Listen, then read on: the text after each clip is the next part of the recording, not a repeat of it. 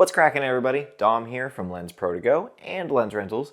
Welcome back to the channel, but this doesn't look like Lensprotogo and Lens Rentals. That's because I'm bringing you this week's video from the place I call my home. Anyways, we've got some pretty killer content coming at you over the next couple of weeks, so you might as well just go ahead and hit that subscribe button now and join that super epic troop of over 100,000 of you now. You're the real MVPs, by the way. For today's video, if you haven't seen already, we're going to be talking about the long-awaited, highly anticipated debut flagship mirrorless Nikon Z9, and it really deserves all those descriptors. All those things were true. Pretty much today I'm going to just be walking through a physical overview of the Nikon Z9, like the build, button layout, hardware, and things like that, and then I'm going to take a dive into the more internal stuff, its sensor, processor, and performance and all that, and I'm going to be trying to butt those up against some of these Z9's supposed competitors, mainly Canon's R3 and Sony's A1. So you will get some sample stills and a little bit of video splashed here and there in this video as they apply, but I plan on doing a much more dedicated video for that exact reason. I'm definitely going to want to test out the 8K video internally shot in this thing, those external video modes. Of course, I'm going to be taking some high burst photo shooting on the Z9 where it is really going to shine. I'm going to test out that mechanical shutter. Just kidding. We'll talk about that. Watch out for that video coming a little bit down the line. So without yammering on any further, let's check out the Nikon Z9.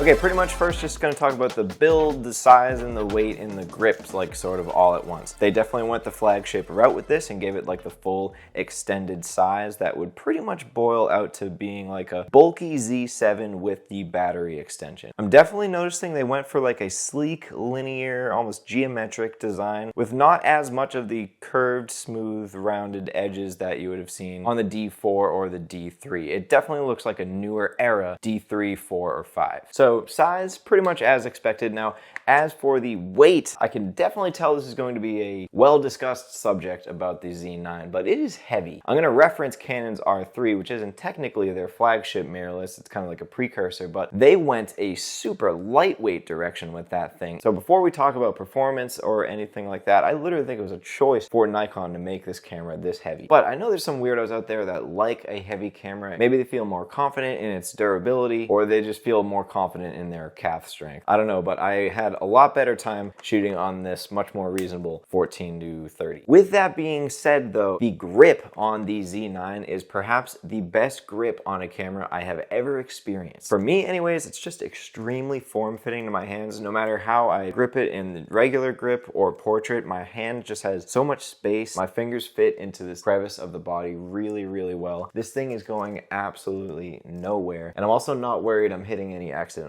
buttons or anything. Everything is really well laid out. It's really a combination of a lot of things. The flagship size of the Z9, the rubber material they put on the grip, the button layout, and everything. If this had like a fraction of a pound off the weight of this body, it would be the ideal size and weight for a camera. And as for that button layout slash hardware, there's really nothing out of the ordinary going on there. Laid out very similarly to previous Nikon flagship models. One new addition is this little joystick right here next to the inputs and outputs panel on the left side of the body, and I suppose it's in a place where you could access it from both shooting orientations. Okay, maybe vertical is a little more awkward. One thing they got going on here, I really love the workflow I was getting from this mode dial up here on the top left. I loved it for selecting my burst modes in continuous shooting. What frames per second each mode would shoot, I can get nice and granular with it. I was able to make those changes really quickly, and as I'm using the Z9, I'm just trying to think like what would a total professional photographer need out of this camera, because honestly that's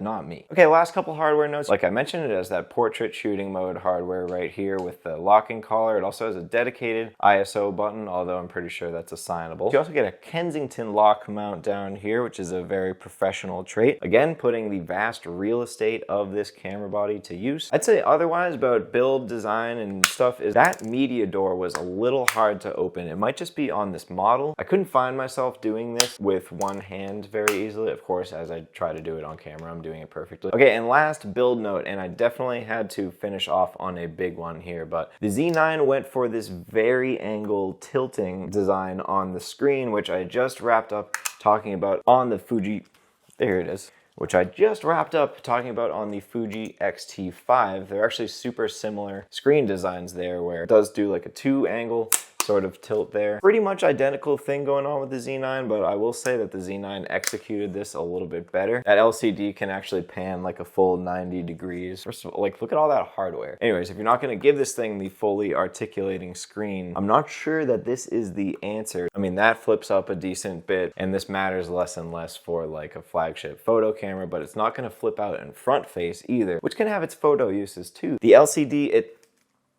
before taking photos, unlock the lens. The LCD itself, though, is super high res at over 2 million dots. I was finding myself relying on the LCD to make really minor focus adjustments, and it was very true to life. Now moving on to this electronic viewfinder, this thing really, really impressed me. But again, it's gonna be hard to impress me more than that eye-tracking autofocus from Canon's EOS R3. So it's a super bright OLED EVF, 3.69 million dots. It definitely reconfigured something about the wiring in there, so the delay is super negligible now. It's basically real time. With that only electronic shutter going on in the Z9, which we'll chat about in a second, you're getting absolutely zero shutter blackout on this camera whatsoever until you reach the buffer. Now let's quickly chat about inputs and outputs. First, starting up front here behind these two little doors, we have a flash sync and a Nikon 10-pin remote control input. Now on the side I/O panel behind door number one RJ45 network port, a 3.5mm headphone and microphone jack, and behind door number 2, full-size HDMI, thank you, and also we'll chat about this a little bit, but a Gen 2 USB-C 3.2, that's the latest USB-C protocol, ultra fast, and this is also going to allow for internal battery charging. And speaking of that battery, now let's talk about media and power. So the Nikon Z9 takes 2 CF Express Type B cards, but luckily for you, say you coughed up a bunch of money on expensive XQD cards back in the day when you were shooting on a DSLR Nikon flagship maybe, those cards are actually going to be backwards compatible and able to be used with the Nikon Z9, but limitations to read and write speeds obviously still apply there. And I don't think you're going to be getting any of those like new gen stats on an XD card, say like 8K video or 4K 120. So for the battery and power, another thing that if you were shooting on a previous Nikon flagship DSLR, you might be pleased to find out that those batteries are the same exact form factor as the new battery that comes with the Z9, this ENEL18D. One thing to keep in mind though, it does have a slightly different battery door though to match the shape of the Z9's new body. And as for performance, it's going to offer a totally sufficient amount of power for what the Z9 is going to do, and that's a good thing, because I remember hearing once that with great power comes great responsibility, and you need the utmost responsibility to deal with what we're about to talk about next. The Nikon Z9's entirely new image sensor. Full frame 45.7 megapixel BSI image sensor with stacked CMOS build. And the Z9, I'm pretty sure, is the first Nikon mirrorless body to include a stacked CMOS, which actually comparatively is a little behind on the times. The stacked CMOS does trend to be a lot more friendly for video capture, which makes sense. Video has seemed to be less of a concern of Nikon, but like aside from video, the stacked CMOS design is just going to aid the readout process from that sensor chip to the card considerably. And of course, that sensor had to be backed up with an entirely new processor, which it did, and the Z9's processor should be capable of data readouts 10 times faster than that of the Z7 Mark II. So what, you may be asking, does that performance look like on paper? For continuous still shooting, that's going to give you 20 frames per second uncropped raw images for up to 1,000 shots. And in JPEG, you can shoot 30 frames per second uncropped with no buffer. And furthermore, this is really one of a kind. It has sensor windowed burst modes. For example, this 11 megapixel mode that allows for 120 frames per second in JPEG. I saw that 120 frames per second mode and I'm like, sports, hello? That is massive for capturing the right moment in a super high speed sports subject. 120 is still not even enough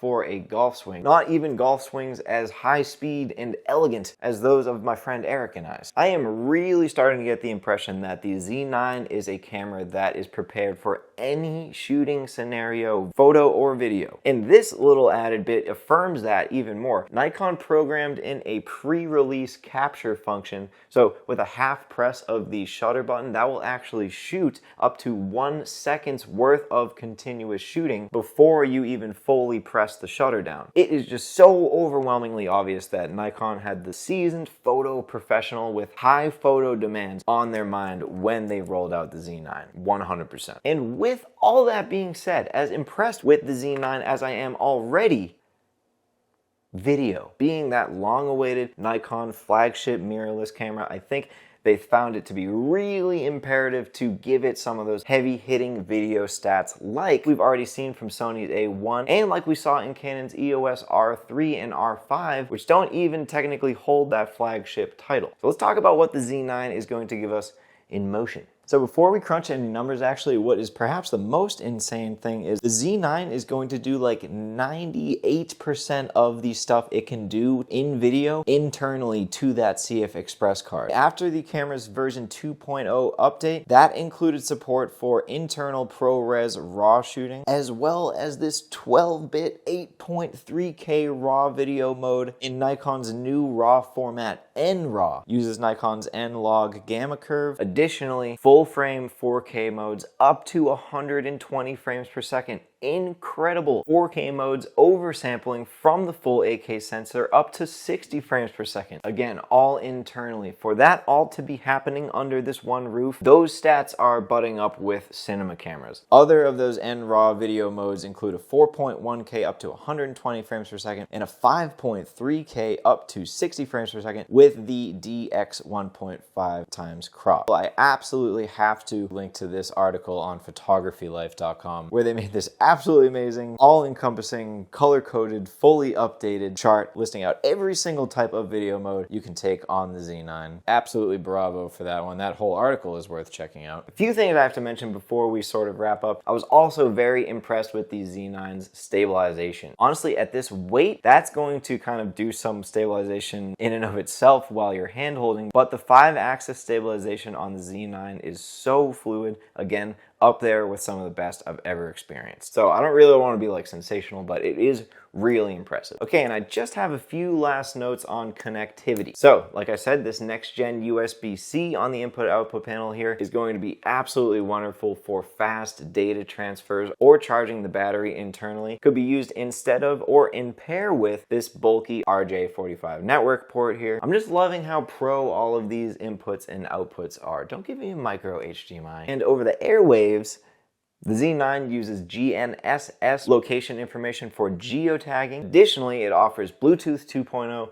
dual band Wi-Fi connections, and with that Nikon NX Mobile Air app, remote shutter control and file management via a mobile device. And that is pretty much gonna do it. Let me close all its little doors here on the Nikon Z9. Make sure to be on the lookout on our channel for a much more extensive sample video and photo test. I definitely want to check out that autofocus in video and photo. I want to test out those super high burst modes, just a bunch of stuff I couldn't jam all into this one video. So plenty of awesome content to look forward to over the next couple of weeks, whether it's this thing or XT5 content. But I already know that you're subscribed and you've hit that little bell button down there, so you're not gonna miss that content anyways. Speaking of that, if you haven't done those two things already, what are you waiting for? You can also hit that little like button that's underneath this video. And as always, if you had any questions about the Nikon Z9 or how it's gonna butt up to other Nikon mirrorless cameras, or perhaps more relevantly, would you like to see any versus content